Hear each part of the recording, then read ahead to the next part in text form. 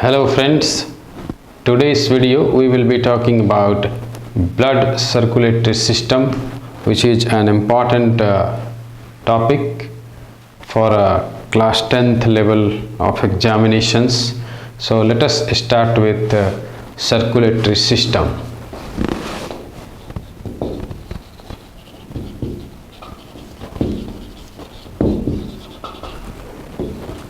Here we will try to understand how circulatory system is useful and what are the possible ways that in our body, in human body, nutrients and other substances are transported from one part of the body to other parts of the body. So let us understand circulatory system. First of all, the components of circulatory system.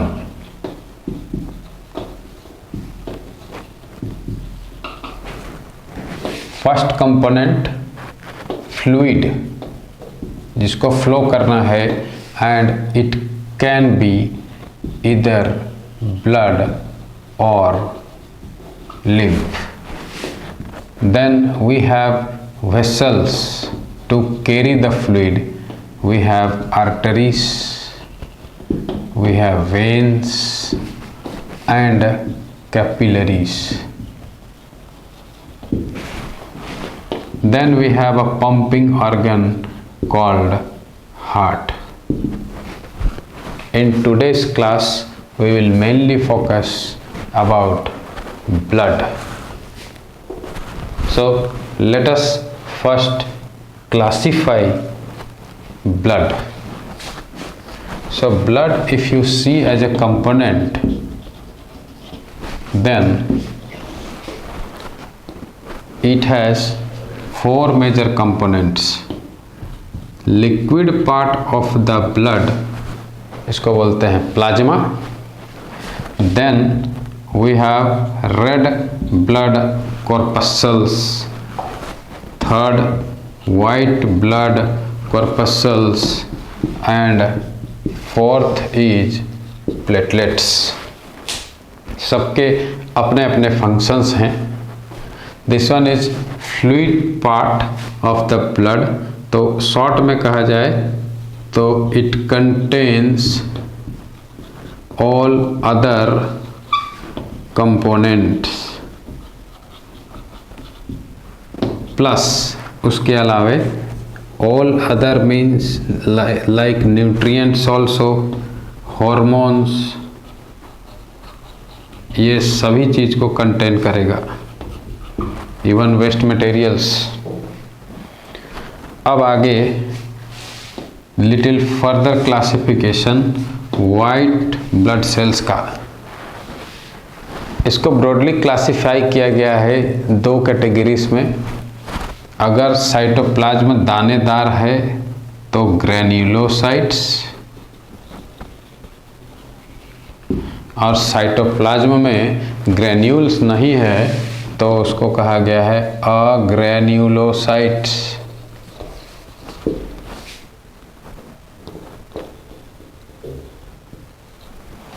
Granulocytes को तीन category में बांटा गया है. Acidophils, इसका दूसरा नाम भी है यूसिनोफिल. इसीलिए कभी आपने सुना होगा कि कुछ लोगों को यूसिनोफिलिया होता है और एलर्जिक रिएक्शन जब प्रोड्यूस करता है तो यूसिन बढ़ जाता है. सेकेंड टाइप है basophils, and third type is neutrophils. Agranulocytes दो कैटेगरी का है. एक है lymphocytes, very important for our body, and another one is monocytes.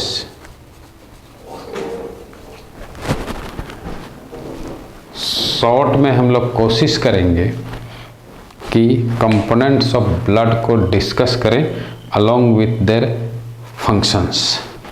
तो पहले आप इसको नोट डाउन कीजिए और उसके बाद आगे बढ़ते हैं।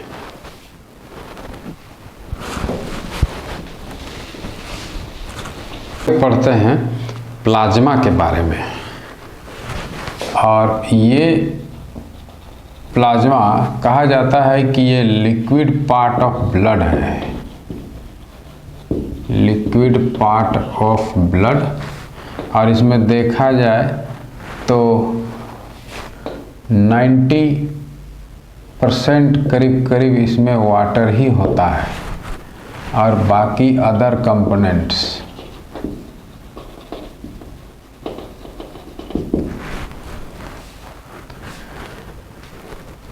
और इसमें है कंटेन्स न्यूट्रिएंट्स, इट में कंटेन हॉर्मोन्स, इट में कंटेन मिनरल्स एक्सेट्रा, ये सभी चीज़ें हैं। इतना ही नहीं, इसमें वेस्ट भी होगा। तो इसका मेजर काम है कि लिक्विड पार्ट है, बाकी सेलुलर कंपोनेंट्स उसमें एम्बेडेड होते हैं। इस पर ज़्यादा डिस्कस नहीं करेंगे। Let us talk about red blood corpuscles. यहाँ ध्यान दीजिएगा, इसको सेल्स डायरेक्टली नहीं कह सकते हैं क्योंकि रेड ब्लड सेल्स में बहुत सारे सेल ऑर्गेनल्स नहीं पाए जाते हैं। जैसे उदाहरण के लिए matured red blood cell humans का, जिसमें न्यूक्लियस नहीं होता है। उसी प्रकार इसमें एक्स्ट्रा एंडोप्लाज्मिक रेटिकुलम, ये सब भी वेल डेवलप नहीं है। अब इसलिए इसको कॉर्पसल्स कहा गया है। इसको शेप वाइज देखा जाए तो ये बाइकॉन्केव होता है, बीच में दबा हुआ गड्ढा होता है। इसका मतलब है कि ये रेज्ड पेरिफेरी होता है। रेज्ड पेरिफेरी मतलब बाउंड्री पार्ट उठा हुआ, एंड सप्रेस्ड सेंटर होता है। तो एज ए रिजल्ट ये कैसा दिखेगा? तो ये दिखेगा बाइकॉन्केव shaped.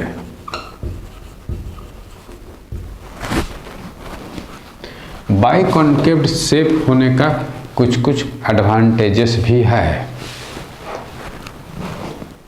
Advantages of biconcave shaped RBCs। RBCs का बाइकॉन्केव होने का फायदा, पहला बेनिफिट है इट कैन accommodate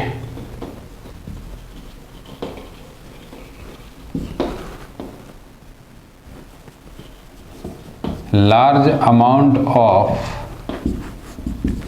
ऑक्सीजन जो कैरी करना है इसको।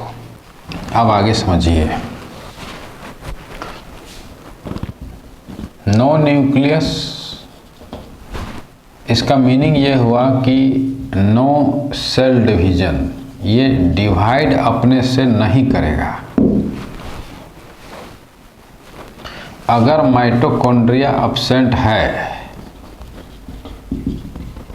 तो इसका भी बेनिफिट इसको मिलता है। Mitochondria is absent, another benefit है energy is not used for itself. अपने लिए एनर्जी का इस्तेमाल नहीं करेगा।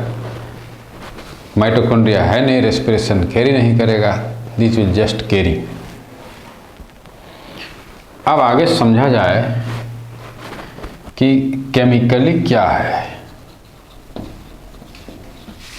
केमिकली आरबीसीस क्या होता है, तो उतना हाई लेवल का केमिकल स्ट्रक्चर ऑफ हेमोग्लोबिन नहीं पढ़ेंगे, बस यहाँ ये समझेंगे कि केमिकली कंपोज्ड क्या होता है। तो ये हेमोग्लोबिन और ग्लोबिन प्रोटीन का बना हुआ होता है।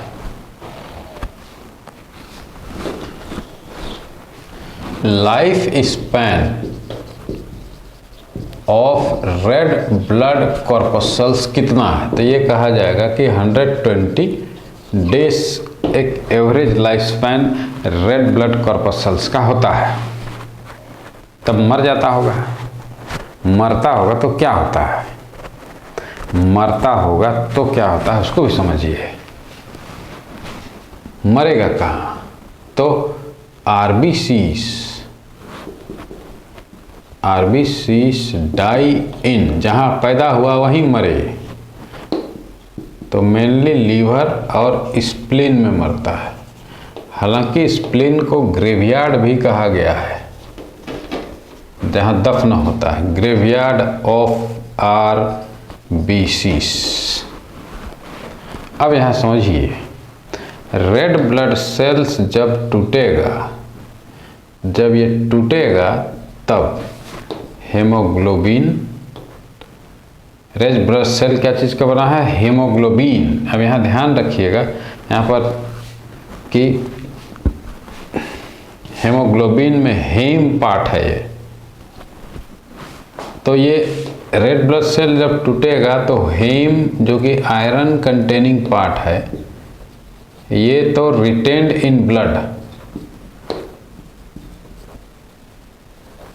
रिटेन्ड इन ब्लड मतलब ब्लड में ही बना रहेगा, दोबारा बनेगा नया हेमोग्लोबिन। अब दूसरा पार्ट है ग्लोबिन। ग्लोबिन कन्वर्ट हो जाता है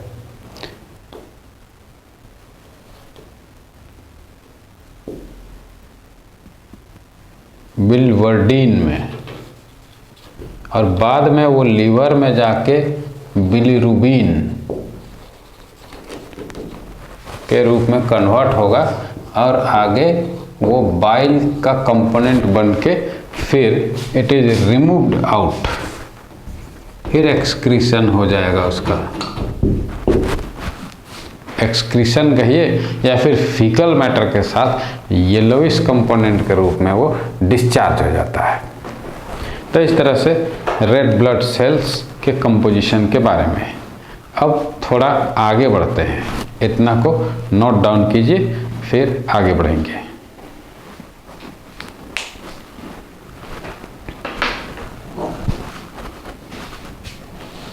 ओके स्टूडेंट्स, तब आगे बढ़ते हैं कि रेड ब्लड सेल्स का फंक्शंस क्या होता है उसको समझिए।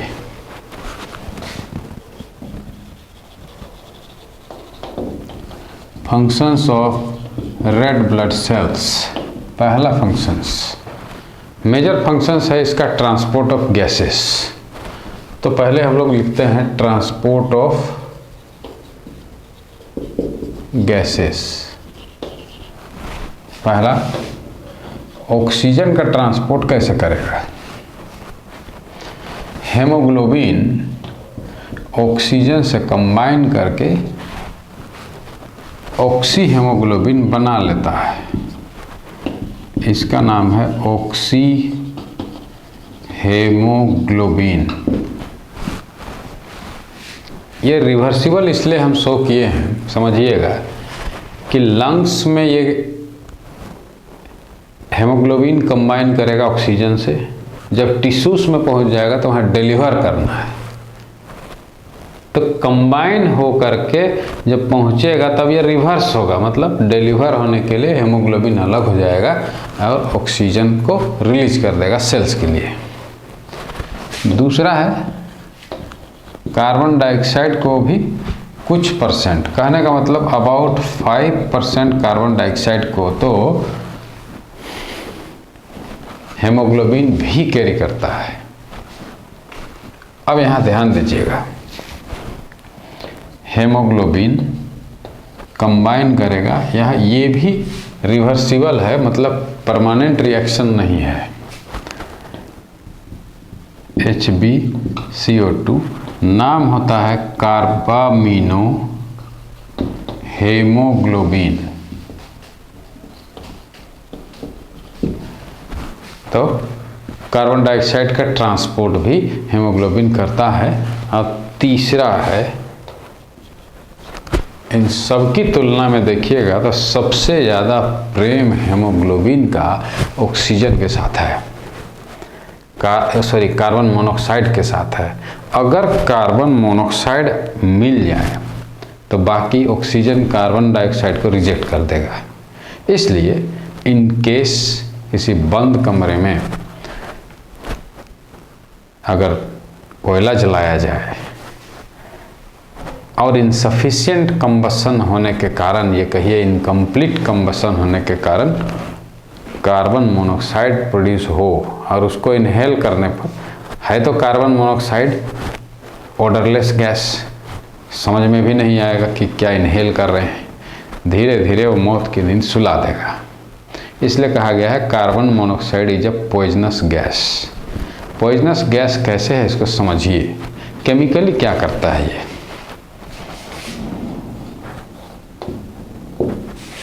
अगर हेमोग्लोबिन कार्बन मोनोऑक्साइड से कंबाइन करेगा तो एक स्टेबल कंपाउंड फॉर्म करेगा और इसका नाम होगा कार्बोक्सी हेमोग्लोबिन। एक स्टेबल कंपाउंड फॉर्म करेगा। इसका मीनिंग है कि जितना भी कार्बन मोनोऑक्साइड हेमोग्लोबिन से कंबाइन करेगा उतना number of haemoglobin molecules used up होता चला जाएगा।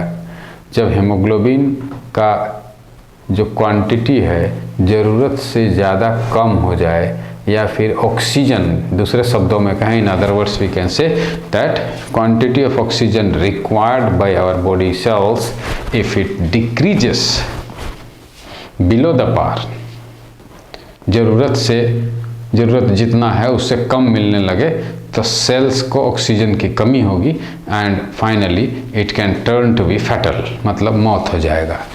इसलिए ये तीनों गैस हेमोग्लोबिन कैरी तो करता है। अब आगे डिस्कस करेंगे वाइट ब्लड सेल्स के बारे में। वाइट ब्लड सेल्स के बारे में हमने पहला चीज़ डिस्कस करेंगे।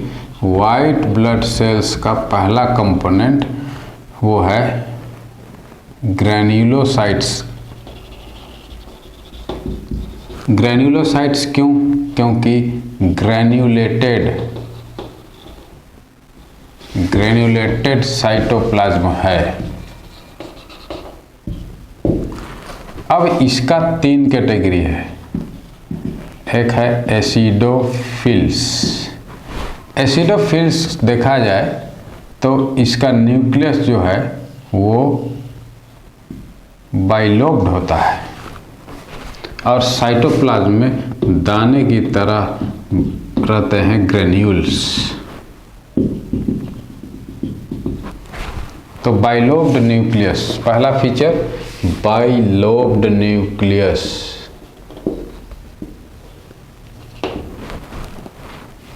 अब एसिडोफिल्स स्टेन करता है, मतलब आप पहचान सकते हैं इसको, स्टेन्स विथ यूसिनोफिल, यूसिन, और इसीलिए इसका नाम पड़ा है यूसिनोफिल।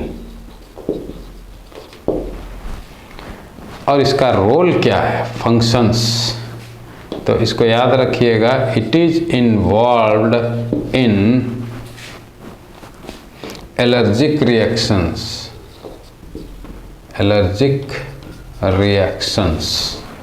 इसमें इन्वॉल्व होता है। इसीलिए किसी को भी जब एलर्जी हो जाए तब यहाँ पर इन एलर्जिक केसेस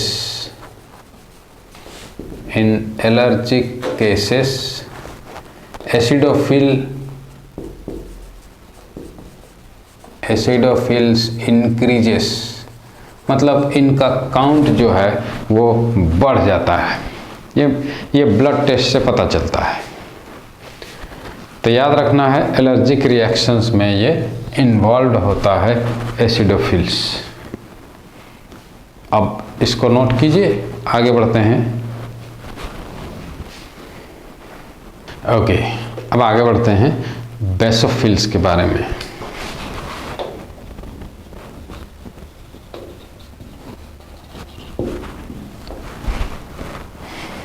बेसोफिल्स ये 3 लोब्ड है।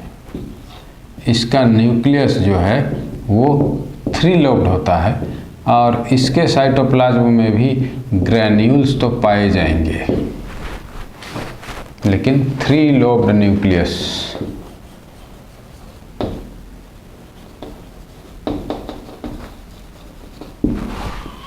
अब याद रखना है, इसका बहुत बड़ा इम्पोर्टेंट रोल है। बेसोफिल्स मेनली इन्वॉल्व होता है इन्फ्लामेटरी रिएक्शंस में। कैसे, उसको भी समझिए। कहीं फोड़ा हो जाए तो इन्फ्लामेशन होता है, क्योंकि इसके पास 2 सब्सटेंस होते हैं, एक हेपारिन, और ये हेपारिन जो है ये एंटीकोएगुलेंट का काम करता है। इसका मतलब ब्लड जब तक ब्लड वेसल्स के अंदर है या बॉडी के अंदर है, नॉट एक्सपोज टू एयर, तब तक उसको जमने नहीं देगा, इसलिए एंटीकोएगुलेंट कहा गया है। दूसरा हिस्टामाइन। हिस्टामाइन जो है इन्फ्लामेटरी एजेंट है, इन्फ्लामेटरी एजेंट है। अब इन्फ्लामेटरी एजेंट है का मीनिंग क्या है, यहाँ पर थोड़ा सा एरर है।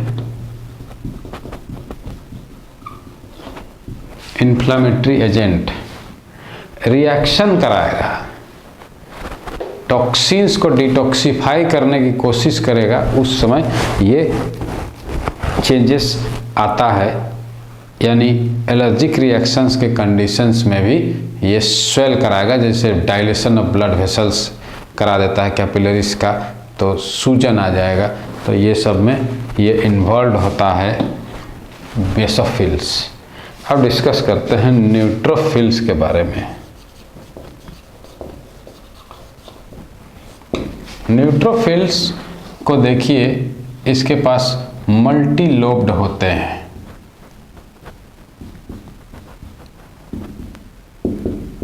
साइटोप्लाज्म ग्रैनुलेटेड है, but multi lobed nucleus.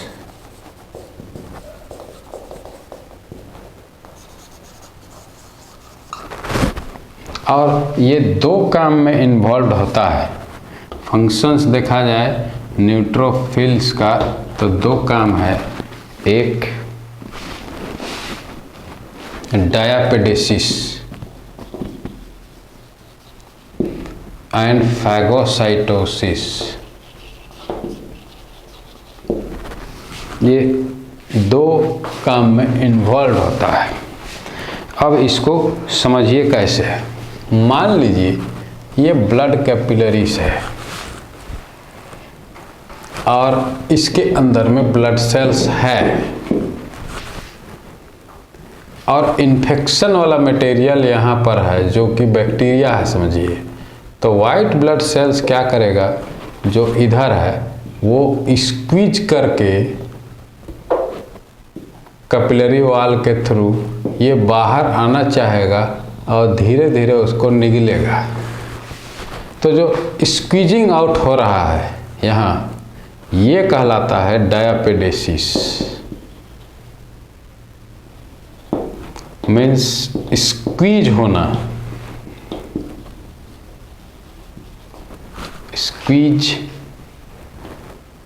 squeezing across the wall of blood capillaries।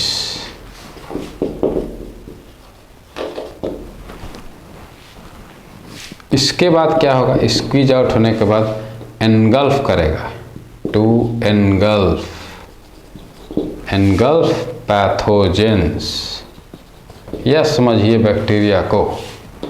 तो इसको कहा जाएगा फैगोस, मतलब निगल जाना। फैगो साइटोसिस, सेल के अंदर लेना है, इसलिए इसको कहा गया है फैगोसाइटोसिस। अब आगे बढ़ते हैं, थर्ड है अग्रैन्युलोसाइट्स के बारे में, और वो भी बहुत इम्पॉर्टेंट है। पहले इसको नोट डाउन कर लीजिए।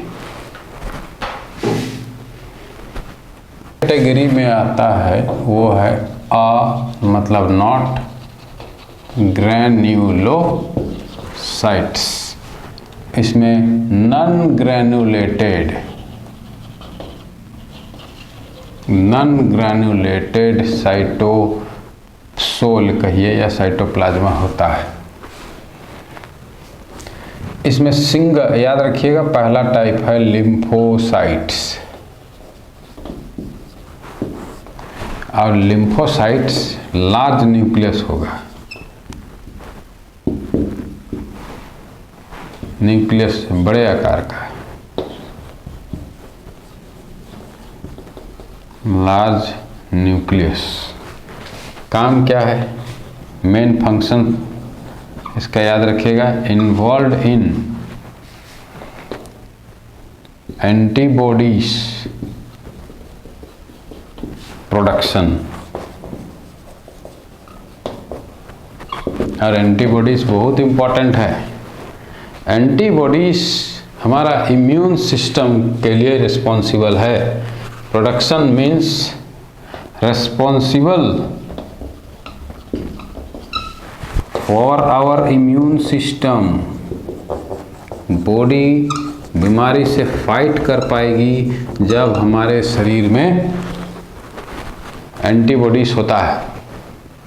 इसलिए ये ज़रूरी है समझना कि लिम्फोसाइट्स ही है जो एंटीबॉडीज बनाता है।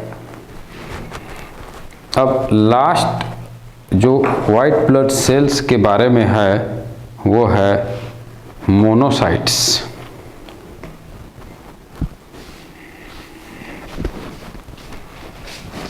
सेकेंड टाइप ऑफ अग्रैनुलोसाइट्स नाम है मोनोसाइट्स। ये भी लार्ज न्यूक्लियस है इसके पास भी। इसको कहा जाता है वांडरर्स। क्या कहा जाता है, wanderers of our body fluid. घूमते फिरते रहता है, घूमते फिरते रहेगा। फंक्शन क्या है, they engulf worn out cells, worn out cells को खा जाते हैं ये। अब लास्ट हम लोग जो समझेंगे वह है role of platelets, role of platelets जो फोर्थ कंपोनेंट है। फोर्थ कंपोनेंट करता क्या है, मान लीजिए कहीं पर इंजर्ड टिश्यू है, इंजर्ड टिश्यू, ये जो टिश्यू शो हमने किया है वो है इंजर्ड टिश्यू, या समझिए कि ये एक्सपोज्ड टू एयर हो जाता है। तब वहाँ